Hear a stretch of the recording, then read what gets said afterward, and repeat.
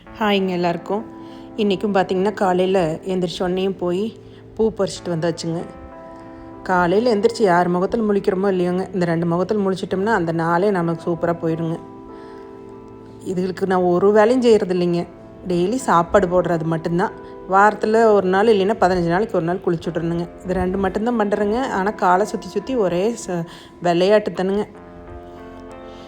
மல்லிகைப்பூ மட்டும் காமிக்கிறமே, செடியும் காமிக்கலான்னு சொல்லிட்டுங்க இப்போ இன்றைக்கி வந்து செடி காமிச்சிருக்கிறேனுங்க.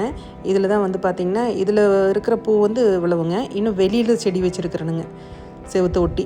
அதில் பூக்கிற பூ எல்லாம் சேர்ந்து பார்த்திங்கன்னா ஒரு கூடை நிறைய ஆயிடுதுங்க. அது என்னென்னு பார்த்திங்கன்னா ஒரு 5-6 நாளைக்கு தான் பூக்கும். அதுக்குள்ளேயே நம்ம பொறிச்சு இப்போ சாமிக்கு போடுறது, கோர்த்து வச்சுக்கிறது, இந்த மாதிரி எது வேணாலும் பண்ணிக்கலான்னு வைங்களேன்.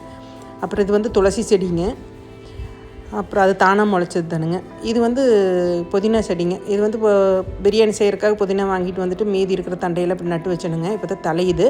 இன்னும் ஒரு வாரம் 2 வாரம் போச்சுன்னா புதினா வாங்க வேண்டியது இல்லைன்னு நினைக்கிறேங்க. அப்புறம் என்னங்க, நம்ம அப்படின்னு கதவை திறந்து வச்சுட்டு உட்காந்துருந்தோம்னு வைங்க, 2 பேருமே இப்படி தான் நம்மளை படுத்துட்டு பார்த்துக்கிட்டே இருப்பாங்க. என்ன பார்க்குறாங்கன்னு தெரியாது. வாய் மட்டும்தான் இல்லைனுங்க, ஆனால் வந்து மனுஷனாட்டும் எல்லாமே பண்ணுவாங்க. இந்த வீடியோ உங்களுக்கு பிடிச்சிருக்குன்னு நினைக்கிறேன். Thanks for வாட்சிங்க.